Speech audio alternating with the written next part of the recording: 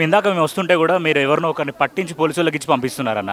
ఆ ప్రీతిరెడ్డి అనే అమ్మాయిని ఆయనే నిన్న నైట్ గేట్ దాటించారని వార్తలు వస్తున్నాయి. అసలు ఏం జరిగింది? ప్రీతిరెడ్డి ఏంటి, ఆయన ఎవరు? దీని వెనకాల ఈ కుట్ర కోణంలో కంపల్సరీ ఈ సీఎంఆర్ యజమాన్యం ఉన్నది. ఎందుకంటే అర్ధరాత్రి ప్రీతిరెడ్డిని తప్పించాల్సినటువంటి అవసరం ఏమున్నది?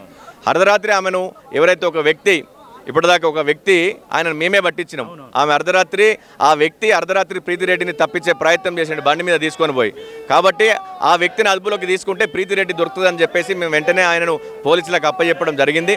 కాబట్టి ఆ వ్యక్తితో పాటు ఆ ప్రీతిరెడ్డిని కూడా అరెస్ట్ చేయాలి. ఆమెను చేస్తేనే నిజాలు బయటపడతాయి. వెంటనే ఏదైతే ఈ దోషులు ఉన్నారో వాటిని శిక్ష పడాలి.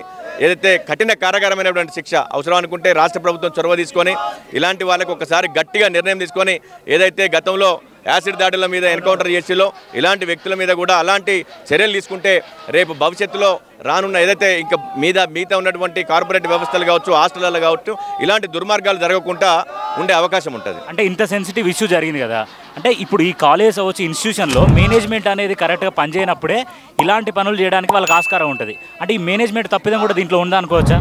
100% మేనేజ్మెంట్ తప్పిదమే. ఎందుకంటే 3 నెలల నుంచి జరుగుతున్నటువంటి తతంగం అయితే మేనేజ్మెంట్ ఏం చేస్తున్నది? మేనేజ్మెంట్ ఒక సీసీటీవీ, అక్కడ ఉన్నటువంటి వర్కర్లు సీసీటీవీ కెమెరాలు పట్టుకుని పోయి పెడతా ఉంటే, బిగిస్తూ ఉంటే మేనేజ్మెంట్కి ఆ మాత్రం కూడా కనపడలేదా?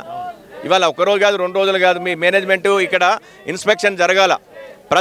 కంపల్సరీ వారానికి ఒకసారి పై ఆఫీసర్స్ వచ్చి ఇన్స్పెక్షన్ చేయాలి. అక్కడ వ్యవస్థ ఎట్లా ఉన్నది, బాత్రూమ్లు మంచిగా ఉన్నాయా, ఆ టాయిలెట్స్ కరెక్ట్ ఉన్నాయా లేవా, వాటర్స్ వస్తున్నాయా లేవా, అవి క్లీన్ ఉన్నాయా లేవా అని చెప్పేసి మేనేజ్మెంట్ ఇన్స్పెక్షన్ చేయాలి.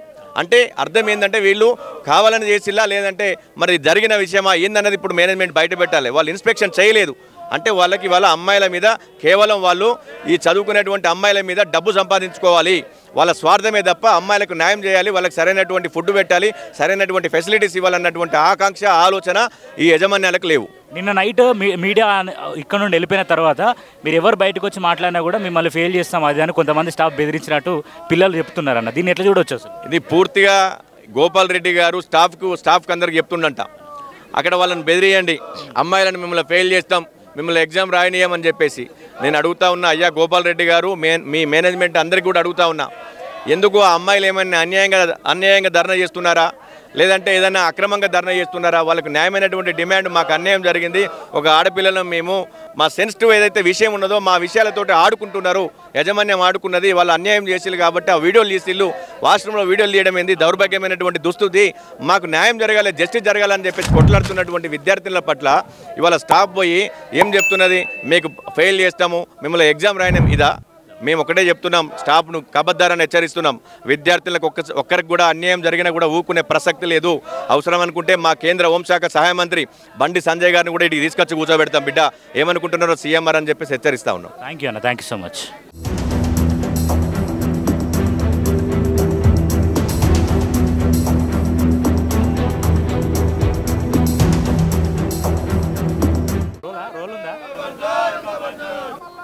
సో ఇక్కడ ఎస్ఎఫ్ఐ స్టూడెంట్స్ యూనియన్ వాళ్ళు కూడా వచ్చి ఇక్కడ ధర్నా చేయడం మనం చూస్తున్నాం. ఒకసారి వాళ్ళని అడిగి తెలుసుకుందాం, అంటే వాళ్ళ డిమాండ్స్ ఏంది. అసలు ఇప్పుడు మనం ఏబీవీపీ వాళ్ళ డిమాండ్స్ అడిగినాం, తర్వాత భారతీయ జనతా పార్టీ వాళ్ళ డిమాండ్స్ అడిగినాం, అలాగే ఎన్ఎస్ఏ వాళ్ళ డిమాండ్స్ అడిగినాం. సో అలాగే ఈ ఎస్ఎఫ్ఐ వాళ్ళ కూడా డిమాండ్స్ కూడా అడిగి మనం తెలుసుకుందాం వాట్ దే ఆర్ థింకింగ్, అసలు వాళ్ళు ఏమనుకుంటున్నారని. హలో అన్న, మీ డిమాండ్స్ ఏంటి ఎస్ఎఫ్ఐ తరఫున? ఈరోజు సిఎంఆర్ కళాశాలల్లో అమ్మాయిల వాష్రూమ్లో సెలిఫోన్ పెట్టి వీడియో రికార్డ్ చేసి అమ్మాయిలను హరాస్మెంట్ చేసిన ప్రీతిరెడ్డిని వెంటనే అరెస్ట్ చేయాలి. అదేవిధంగా అమ్మాయిలకు సంబంధించింది ఈరోజు వీడియో రికార్డ్ చేశారు, దాదాపు 300 వీడియోస్ మరి రికార్డ్ అయినాయి అని చెప్పేసి విద్యార్థులు స్వయంగా చెప్తా ఉంటే ఇక్కడ ఉన్న మేనేజ్మెంట్ కావచ్చు, వాడనుకున్న ప్రీతిరెడ్డి కావచ్చు, ఈరోజు ఎవ్వరు కూడా స్పందించకపోవడం వల్ల ఈరోజు అమ్మాయిలు ఈరోజు డల్లమాల్లో పడిపోయిన పరిస్థితి ఉంది. ఈరోజు మా వీడియోలు బయటికి వెళ్ళిపోయినాయి అని చెప్పేసి ఈరోజు వాళ్ళు అనేక ఆలోచనలు చేస్తూ ఉన్నారు.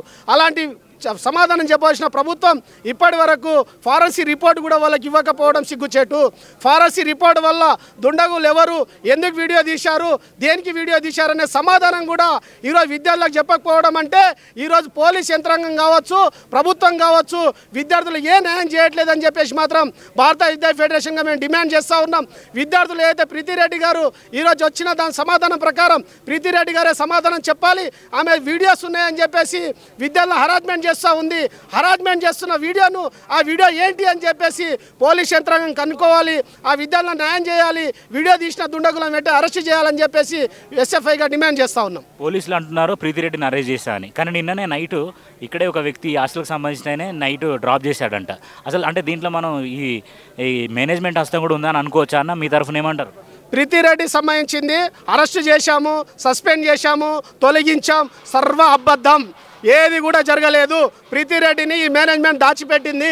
ఈరోజు ఎందుకు దాచిపెట్టిందంటే విద్యార్థుల ఇష్యూ సంబంధించింది, మీరు పోకపోతే విద్యార్థుల ఇష్యూ క్లోజ్ అయిపోద్ది అని చెప్పేసి పోలీస్ యంత్రాంగంతో చెప్పిస్తుంది తప్ప ఎక్కడ కూడా ప్రీతిరెడ్డికి సంబంధించింది అరెస్ట్ చేయలేదు. రాత్రి కూడా టీవీలలో వస్తూ ఉంది. ఈరోజు దాదాపు 6గురిని అరెస్ట్ చేశాం, 12 ఫోన్లు స్వాధీనం చేసుకున్నాం, అన్ని సర్వ అబద్ధం. ఏది కూడా ఈరోజు దాకా పోలీసు వాళ్ళు ఎంక్వైరీ చేసి రిపోర్ట్ ఇచ్చిన చరిత్ర ఈ సిఎంఆర్ కాలేజ్ లేదు, అది ఇవ్వబోదు. అదేవిధంగా మనం చెప్పేది ఏంటంటే జేఎన్2 ఇప్పటికే ఎంక్వైరీ చేయాలి, దాంతోపాటుగా సిఎంఆర్ కళాశాల గుర్తింపు రద్దు చేయాలి. ఎందుకంటే విద్యార్థులకు సంబంధించింది అమ్మాయిల ఈరోజు క్రమశిక్షణ దెబ్బతీసే విధంగా ఈరోజు సిఎంఆర్ కళాశాల ఉంది కాబట్టి ఆ గుర్తింపు రద్దు చేయాలని చెప్పి డిమాండ్ చేస్తా ఉన్నాం. ఇంత సెన్సిటివ్ ఇష్యూని గవర్నమెంట్ చూసి కూడా కనీసం చర్యలు తీసుకోకపోవడాన్ని మనం ఎట్లా చూడొచ్చు? ఎందుకంటే ఇంతమంది లేడీస్ వీడియోలు బయటకు వచ్చి ఎక్కడైనా తెలియకుండా వైరల్ అయితే బాగోదు. అలాంటి టైంలో గవర్నమెంట్ అనేది చర్యలు తీసుకొని దీంట్లో నిందితులు ఎవరో వాళ్ళని అరెస్ట్ చేయాలి కదా. దీని మీద మీ ఒపీనియన్ ఏంటి?